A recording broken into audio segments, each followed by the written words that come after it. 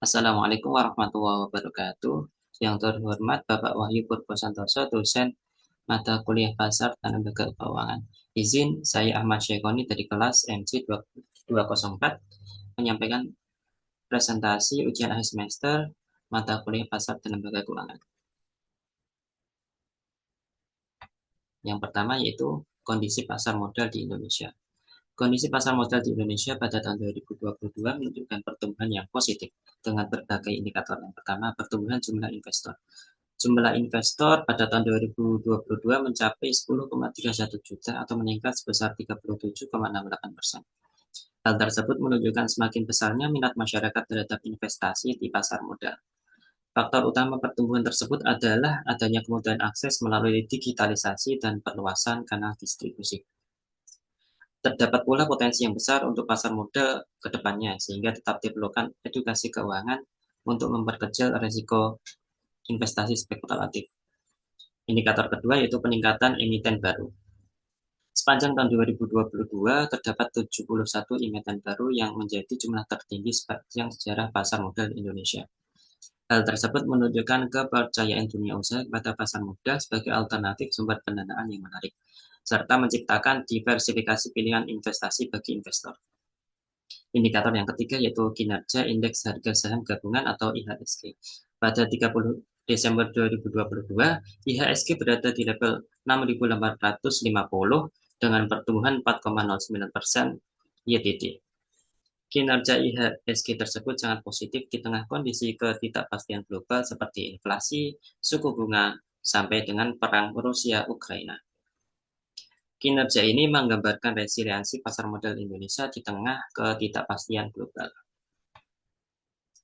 Poin keempat yaitu penghimpunan dana di pasar modal. Jumlah penghimpunan dana di pasar modal pada 30 Desember mengalami peningkatan yaitu bertambah sebesar 41,24 triliun menjadi 267,73 triliun. Hal tersebut menunjukkan aktivitas pasar modal yang tinggi, yaitu dengan adanya IPO atau penerbitan obligasi.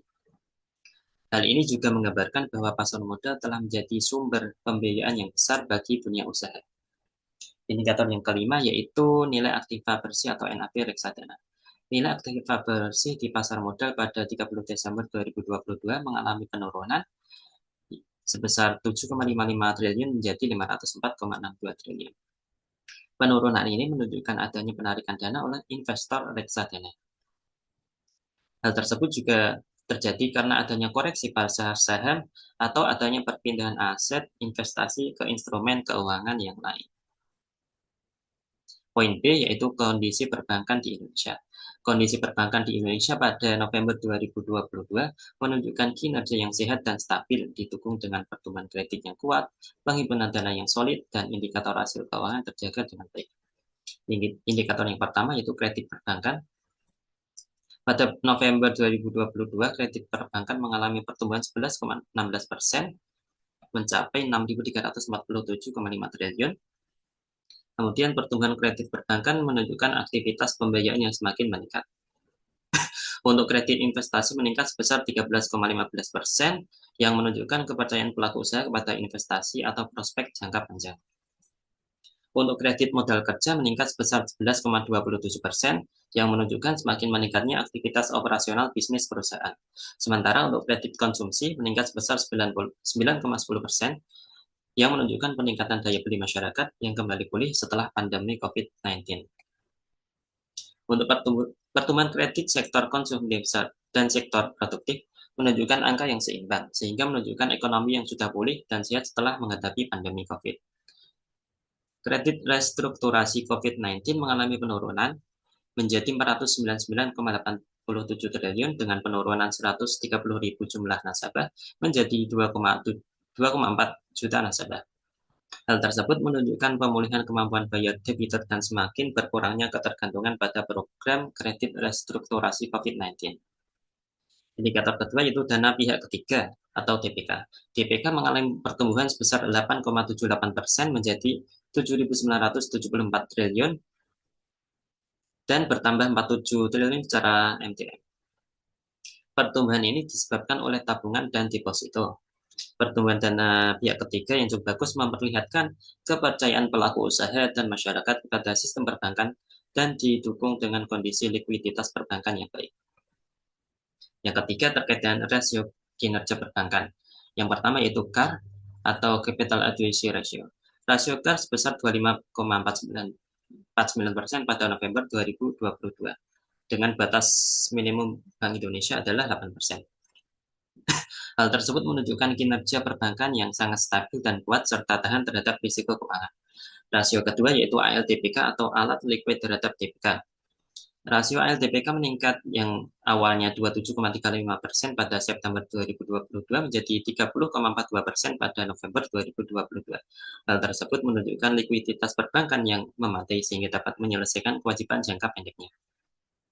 Rasio ketiga yaitu ALNCD atau alat liquid terhadap non-core deposit. ALNCD mengalami kenaikan dari 121,62% pada September 2022 menjadi 134,97% pada November 2022. Hal ini menunjukkan likuiditas perbankan yang tinggi dan sangat positif. Kemudian rasio keempat, NPL Gross atau Non-Performing Loan. NPL Gross mengalami penurunan dari yang awalnya 2,78% pada September 2022 menjadi 2,65% pada November 2022. Hal ini menunjukkan perbaikan likuiditas kredit dan terjadi pemulihan sektor bisnis pelaku usaha. Kemudian rasio NIM atau Net Interest Margin. Rasio NIM stabil di angka 4,7%. Hal ini menunjukkan bahwa margin keuntungan pihak perbankan selalu terjaga. Kemudian rasio Return on Asset ROA stabil di angka 2,47%, walaupun terjadi penurunan dibanding bulan September, yaitu di angka 2,5%. Hal ini menunjukkan bahwa efisiensi dan profitabilitas sektor perbankan tetap terjaga dengan cukup baik. Rasio selanjutnya itu posisi devisa neto atau PDN.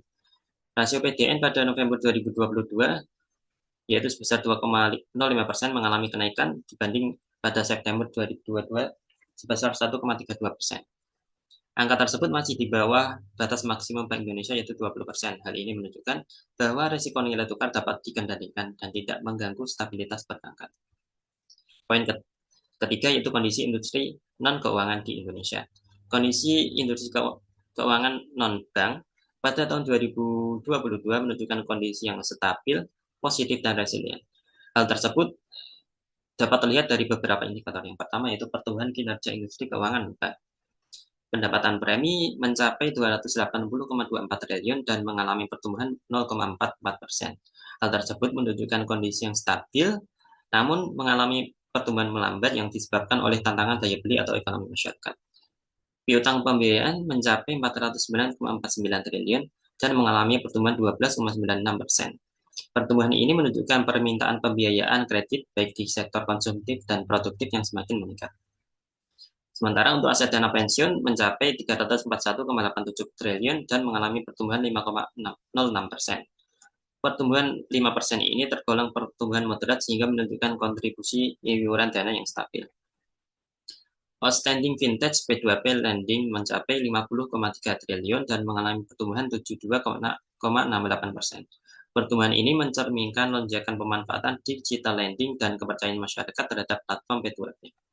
Kemudian untuk indikator permodalan dan likuiditas. RBC atau Risk Based Capital pada asuransi jiwa adalah sebesar 342,34%, sementara pada asuransi umum adalah 479,88%. Kedua jenis asuransi ini memperlihatkan rasio RBC di atas threshold minimal 120% yang ditetapkan oleh OJK. Kemudian untuk garing rasio perusahaan stabil di angka 2,01 kali, jauh di bawah dari batas maksimum OJK sebesar 10 kali. Hal ini mencerminkan tingkat leverage perusahaan, pembiayaan yang sehat, dan perusahaan tidak bergantung pada utang. Kemudian kualitas aset. Non-performing finance atau NPF, gross perusahaan pembiayaan mengalami penurunan dari 2,58% pada September 2022 menjadi 2,48% pada November 2022. Penurunan ini menunjukkan perbaikan kualitas kredit di sektor perusahaan pembiayaan.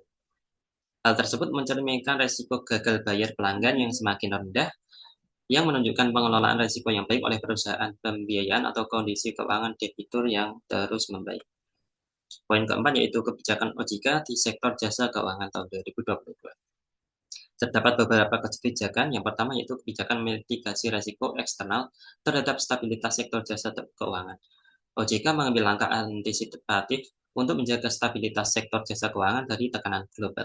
Kebijakan kedua yaitu kebijakan dukungan terhadap pemulihan ekonomi nasional.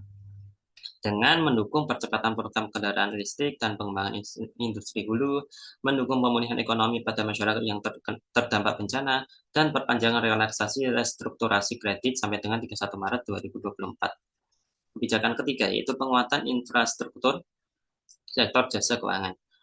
Dengan penguatan aturan yang mendukung transformasi digital dan ketahanan IT, menetapkan kebijakan pelaksanaan terkait ketahanan dan keamanan cyber, pengembangan sistem informasi CITES, sistem informasi daftar efek syariah, implementasi Papan New Economy dan regulasi digitalisasi asuransi, serta penguatan SDM di sektor jasa keuangan. Kebijakan yang keempat yaitu penguatan pengawasan dan integritas pasar sektor keuangan, yaitu dengan mendukung implementasi Basel III Reforms dan regulasi BPR-BPRS melalui Peraturan OJK Nomor 23 Tahun 2022, pengelolaan investasi dan upaya melindungi investor pasar modal melalui Peraturan OJK Nomor 17 Tahun 2022, serta pengawasan vintage P2P, ASABRI, asuransi, dan lembaga jasa keuangan non-bank. Kebijakan kelima yaitu peningkatan literasi dan inklusi keuangan serta penguatan perlindungan konsumen. Survei SNLJK atau Survei Nasional Literasi dan Keuangan Inklusi Keuangan sebesar 49,68% untuk literasi dan 85,10% untuk inklusi. Edukasi melalui Simolek atau Sarana Informasi Mobil Literasi dan Edukasi Keuangan (LMS) dan program Desa Cakap Keuangan. Kemudian perlindungan konsumen melalui Peraturan OJK Nomor 6 Tahun 2022 serta mengoptimalkan fungsi internal dispute resolution dan meningkatkan awareness terkait investasi.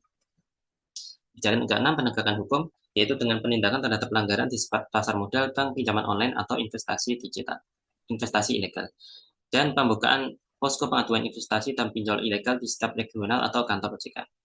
Yang ketujuh, peningkatan governance di sektor keuangan dengan melakukan penguatan pelaporan keuangan melalui governance risk and compliance dengan penerapan PSAK 74, kemudian penerbitan Peraturan OJK Nomor 14 Tahun 2022, serta upaya pencegahan korupsi dan penguatan tata kelola internal organisasi. Kebijakan ke-8 yaitu dukungan terhadap inovasi keuangan digital dengan menyelenggarakan Indonesia Fintech Summit dan Bulan Fintech Nasional, serta peluncuran chatbot OJK dan penguatan subtech dan backtech OJK. Selanjutnya untuk poin E, program edukasi dan perlindungan konsumen tahun 2022. Program edukasi dan perlindungan konsumen tahun 2022 menunjukkan komitmen kuat terhadap peningkatan literasi dan inklusi keuangan masyarakat, serta menjaga berbagai jenis lapisan masyarakat dari pelajar, mahasiswa, pesantren hingga daerah terpencil. Yang pertama yaitu edukasi keuangan masif dan inklusif. Program edukasi keuangan telah menjangkau 9,1 juta peserta melalui berbagai media baik online maupun offline, yang menunjukkan keberhasilan OJK dalam menyampaikan literasi keuangan secara luas. Penggunaan LMS dan media sosial adalah strategi yang tepat dalam menghadapi era digitalisasi. Inisiatif program seperti Sakinah atau Santri Cakap Literasi Keuangan Syariah menunjukkan perhatian khusus terhadap kalangan pesantren. Strategi tersebut berhasil menjangkau berbagai kelompok masyarakat dan pemahaman peserta diharapkan dapat diterapkan menjadi perilaku keuangan yang tepat. Yang kedua yaitu peningkatan inklusi keuangan. Capaian pembukaan rekening baru mencapai jutaan, seperti pada program Bulan Inklusi Keuangan dan Kreasi Muda, Kejar Prestasi Generasi Muda. Hal ini menunjukkan peningkatan signifikan dalam mendorong akses ke layanan keuangan. Program Kejar atau Satu Rekening Satu Pelajar juga merupakan program yang sangat inovatif dalam membangun kebiasaan menabung sejak kecil. Data tersebut menunjukkan pencapaian yang menggembirakan, namun terdapat tantangan dalam menjaga keberlangsungan penggunaan rekening, agar tidak hanya sebagai formalitas pembuatan akun rekening saja. Yang ketiga yaitu kolaborasi daerah lewat TPAKD atau Tim Percepatan Akses Keuangan Daerah. Terdapat 482 TPAKD dan 1.360 program kerja yang memperlihatkan penguatan sinergi antara pemerintah pusat dan pemerintah daerah. Program kredit atau pembiayaan melawan rentenir atau KPMR sangat berguna untuk mengurangi praktik pinjaman ilegal yang menjadi beban masyarakat kecil. TKAD adalah salah satu bentuk desentralisasi kebijakan yang tepat sasaran, namun diperlukan pengawasan yang ketat agar setiap programnya mampu memberikan dampak yang nyata kepada masyarakat. Yang keempat yaitu penanganan pengaduan konsumen. Angka pengaduan konsumen yang mencapai hampir 15.000 kasus pengaduan dapat menunjukkan dua kemungkinan, yaitu meningkatnya kesadaran konsumen untuk melapor dan masih terdapat keluhan terhadap pelayanan di sektor jasa keuangan. OJK perlu untuk membuat sistem perlindungan konsumen yang kuat, termasuk edukasi hak konsumen dan prosedur pelaporan atau pengaduan. Yang kelima yaitu pengawasan iklan jasa keuangan. Pemantauan terhadap hampir 18.000 iklan sektor jasa keuangan dan penindakan terhadap 426 iklan bermasalah menunjukkan peran OJK dalam menjaga etika pemasaran. Hal tersebut menjadi penting karena banyak masyarakat yang terjebak iklan menyesatkan di era digitalisasi ini. Langkah OJK ini perlu didorong juga dengan peningkatan literasi keuangan agar mereka mampu membuat keputusan yang tepat terhadap penawaran jasa keuangan. Poin F yaitu kebijakan OJK di sektor keuangan tahun 2022. Kebijakan yang pertama yaitu mitigasi resiko eksternal terhadap stabilitas sektor jasa keuangan. OJK mengambil langkah antisipatif untuk menjaga stabilitas sektor jasa keuangan dari tekanan global. Kebijakan yang kedua yaitu dukungan terhadap pemulihan ekonomi nasional dengan mendukung percepatan program kendaraan listrik dan pengembangan industri hulu, mendukung pemulihan ekonomi pada masyarakat yang terdampak bencana, perpanjangan relaksasi restrukturasi kredit sampai dengan 31 Maret 2024. Kebijakan ketiga yaitu penguatan infrastruktur sektor jasa keuangan. Dengan melakukan penguatan aturan yang mendukung transformasi digital dan ketahanan IT perbankan, menetapkan kebijakan pelaksanaan terkait ketahanan dan keamanan cyber, pengembangan sistem informasi CITES atau sistem informasi daftar efek syariah dan e-biro administrasi efek next generation, implementasi papan new generasi, new economy dan regulasi digitalisasi asuransi, serta penguatan SDM di sektor keuangan. Kebijakan keempat yaitu penguatan pengawasan dan integritas pasar sektor keuangan. Yang pertama, mendukung implementasi Basel III Reforms dan regulasi BPR-BPRS dengan peraturan OJK nomor 23 tahun 2022, pengelolaan investasi dan upaya melindungi investor pasar modal melalui peraturan OJK nomor 17 tahun 2022, serta pengawasan vintage P2P Asabri, asuransi, dan lembaga jasa keuangan non-bank. Kebijakan yang kelima yaitu peningkatan literasi dan inklusi keuangan serta penguatan perlindungan konsumen. Survei SNLJK atau Survei Nasional Literasi dan Inklusi Keuangan, literasi mendapatkan 49,68%, sementara inklusi 85,10%. Edukasi melalui Semonek atau Sarana Informasi Mobil Literasi dan Edukasi Keuangan, LMS, dan Program Desa Keuangan. Kemudian perlindungan konsumen melalui Peraturan OJK Nomor 6 Tahun 2022, serta mengoptimalkan fungsi internal dispute resolution dan meningkatkan awareness terkait investasi. Kebijakan keenam yaitu penegakan hukum, yaitu dengan penindakan terhadap pelanggaran di pasar modal, bank, pinjaman online, investasi ilegal, serta pembukaan posko pengaduan investasi dan pinjol ilegal di setiap regional atau kantor OJK. Yang ketujuh yaitu peningkatan governance di sektor keuangan. Dengan melakukan penguatan pelaporan keuangan, melalui Governance Risk and Compliance, dan penerapan PSAK 74 dengan membentuk Steering Committee. Kedua, penerbitan Peraturan OJK Nomor 14 Tahun 2022, serta upaya pencegahan korupsi dan penguatan tata kelola internal organisasi. Kebijakan ke-8 yaitu dukungan terhadap inovasi keuangan digital. Yang pertama, penyelenggaraan Indonesia Vintage Summit dan Bulan Vintage Nasional, serta peluncuran chatbot OJK dan penguatan subtech dan retech OJK. Demikian presentasi dari saya. Kurang lebihnya mohon maaf apabila ada tutur kata yang kurang berkenan. Saya tutup. Wassalamualaikum warahmatullahi wabarakatuh.